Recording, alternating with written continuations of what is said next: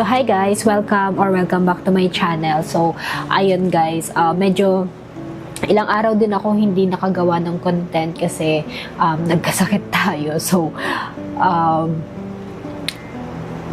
until now, recovering pa rin ako and medyo inuubot sinisipon pa ako. Pero nung mga nakaraan, halos 2 days talaga ako hindi nakapagtrabaho. So ayun, buti na lang yung client ko, very understanding naman siya and ayun. So and actually nung isang araw may nakita akong may nakita akong Facebook, meron akong nakitang post sa isang Facebook group na parang pinipilit sila nung client na magtrabaho kahit may sakit sila.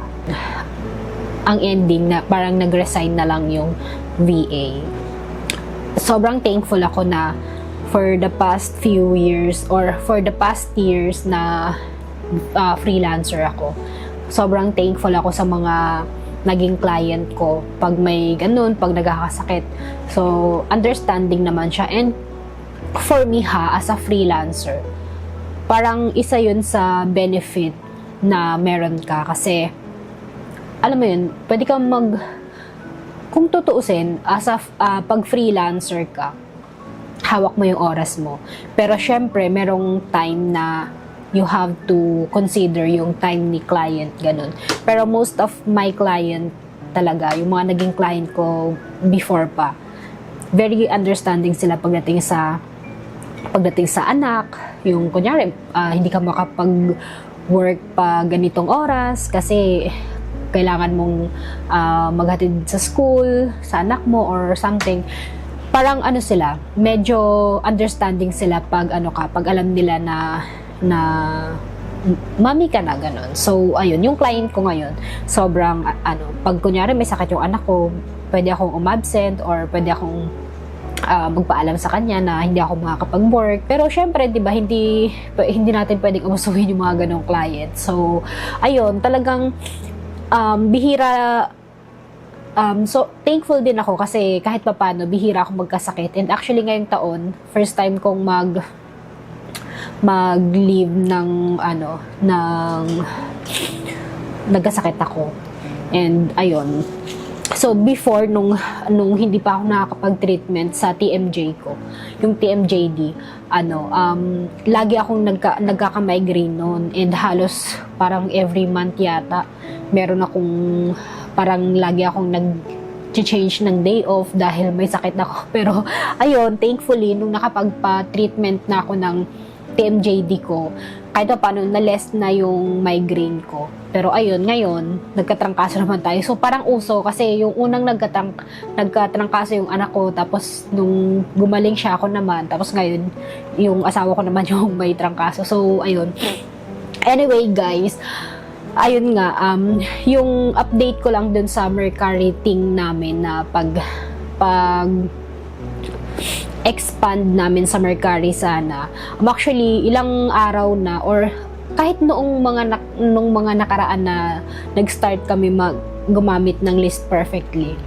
Ang reason kasi talaga kung bakit kami gumamit ng tool kasi para nga makapag-expand kami sa Poshmark, at saka sa Mercari. Kaya lang ngayon parang medyo malabo na yung Mercari kasi hindi talaga ako makapag-login. Nakatatlong VPN na ako, 2 free, tapos nag-purchase na ako ng paid na VPN. Nag-research din ako and may nabasa ako na parang yung Nord VPN lang yung pwede or yun lang yung nakakapag-access. Meron naman din akong nabasa na parang kahit Nord hindi mo magagamit para makapag-login kasi parang binablock ng Mercari yung mga gumagamit ng VPN. Ayun, kasi nga yung Mercari available lang siya sa US and sa Japan. So, ang daming beses ko nang tinry, nag-clear na ako ng, alam mo yun, nag-try ako ng private server. Sobra, ilang beses na akong nag-research din ako. Wala din ako makita na freelancer na or VA na nag-handle mismo ng Mercari. So, dati kasi yung isang client ko, dapat magme-Mercari din kami. Actually, may Mercari account na kami. Meron na din kami mga items. Pero ang naglilist kasi nun is yung client ko mismo. Kumbaga, ako lang yung naglilist dun sa... Ang ginagawa kasi namin, naglilist ako sa eBay and sa Poshmark.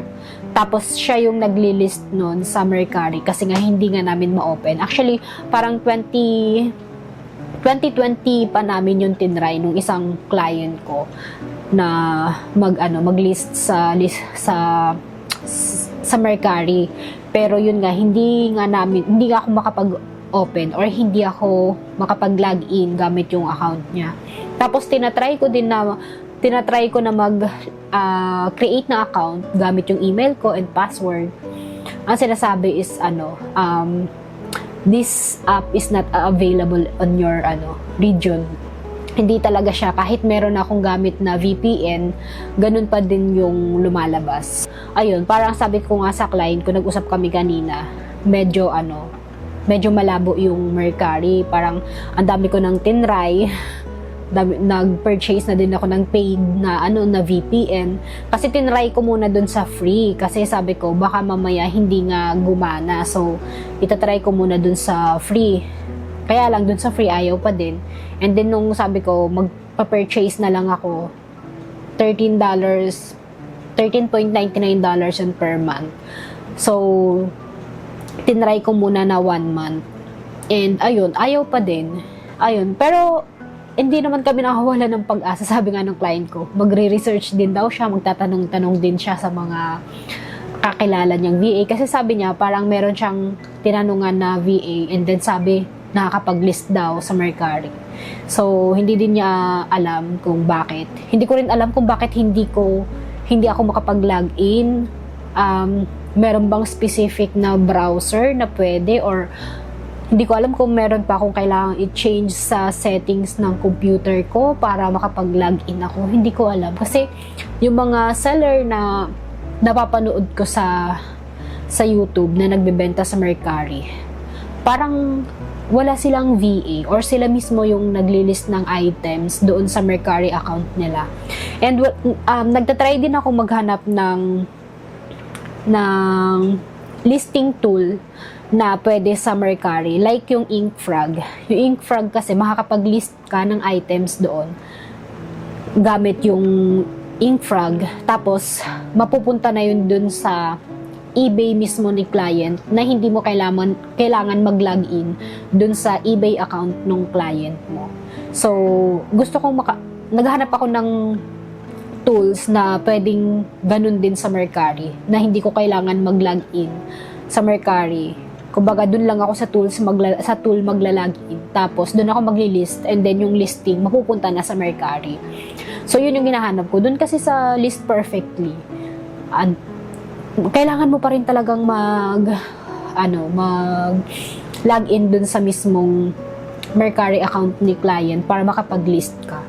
So, hindi siya yung talagang, alam mo yun, hindi mo na kailangan mag-login sa account para so ayun, sobrang hirap kasi syempre gusto namin na maging worth it yung tools or yung tool kasi binabayaran namin siya monthly. Parang hindi naman nag-isip yung client ko na parang hindi siya worth it. Parang ako lang, sa akin, syempre gusto ko kahit pa paano maging worth it yung binabayaran ni client. And yung reason din kasi kaya kami nag-purchase nung List Perfectly tool is para nga doon sa makapag-expand nga kami sa mas marami pang online selling platform.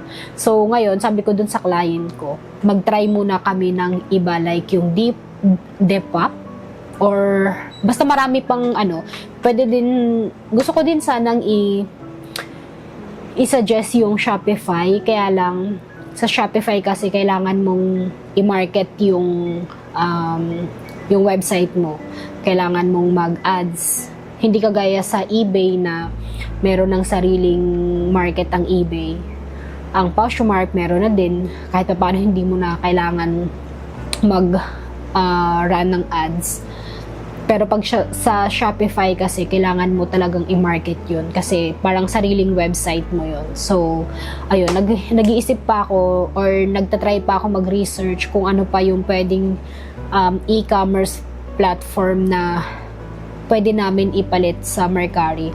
Basta yung available dito sa Pilipinas na, alam mo yun, parang kagaya sa eBay na makakapag-login ako kahit nandito ako sa Pilipinas na hindi na kailangan ng VPN. Sabi ng client ko, titignan din niya kung ano yung mari-research niya about dun sa Mercari.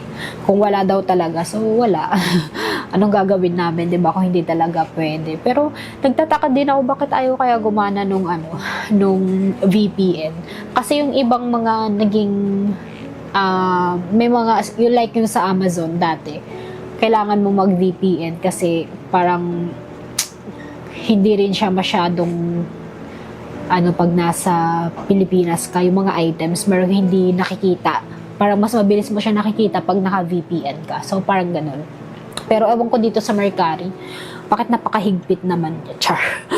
Pero ayun na nga, so, syempre, kailangan natin mag-isip ng ibang paraan kung paano magiging worth it yung tools. Pero so far naman, kahit papaano, medyo umaangat na yung sale namin sa Poshmark. So, ayun, feeling ko naman medyo worth it na yung pag-purchase namin ng tool kasi wala pa namang 1 month na